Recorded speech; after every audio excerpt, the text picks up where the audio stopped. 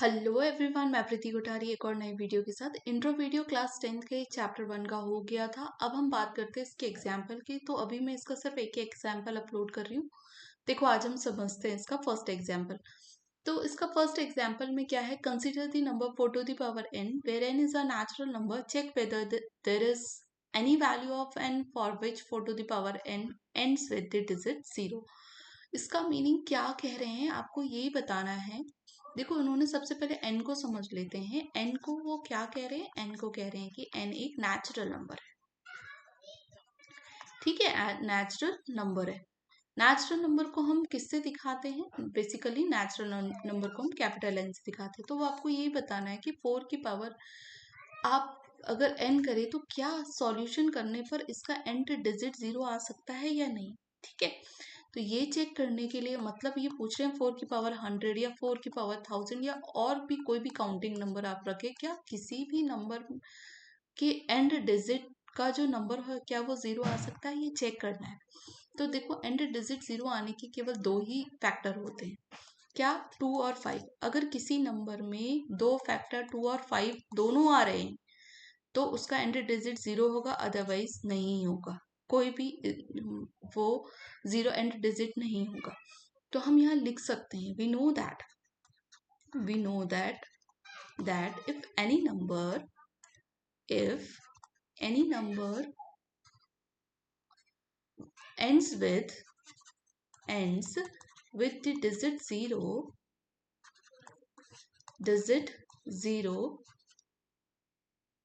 in that condition it has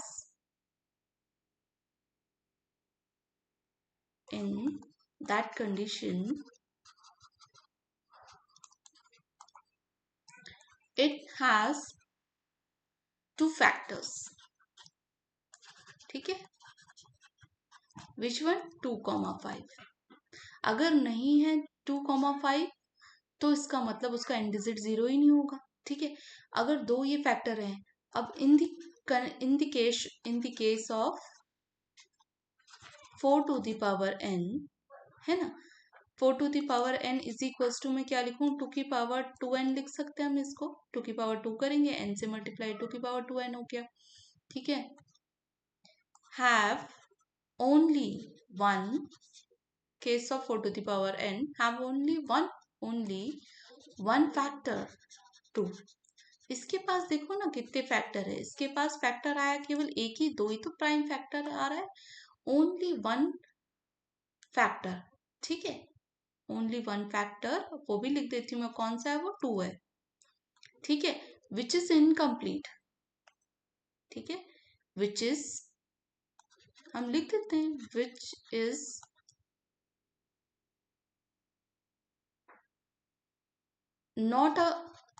not a sufficient condition for any digit with any number ends with digit 0, right. अब हम क्या करते हैं, ये लिखेंगे हम, यहीं पे आप लिख सकते हो, बाय द फंडामेंटल थ्योरम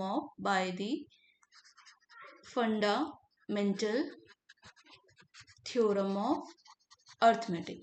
आपको लिखने की जरूरत भी नहीं, बस आप ये लिख दो, arithmetic.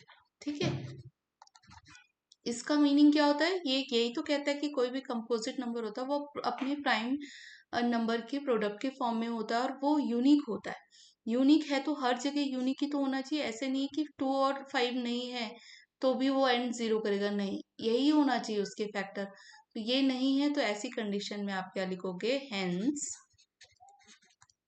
Here 4 to the power n never ends with digit 0, with the digit 0। ठीक है, आप इसको लिख सकते हैं।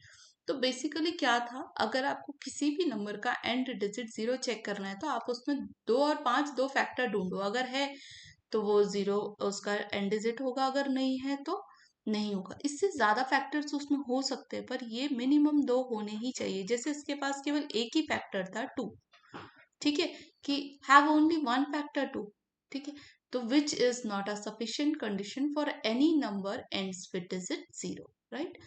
तो आई होप ये क्वेश्चन समझ में आ गया होगा आपका।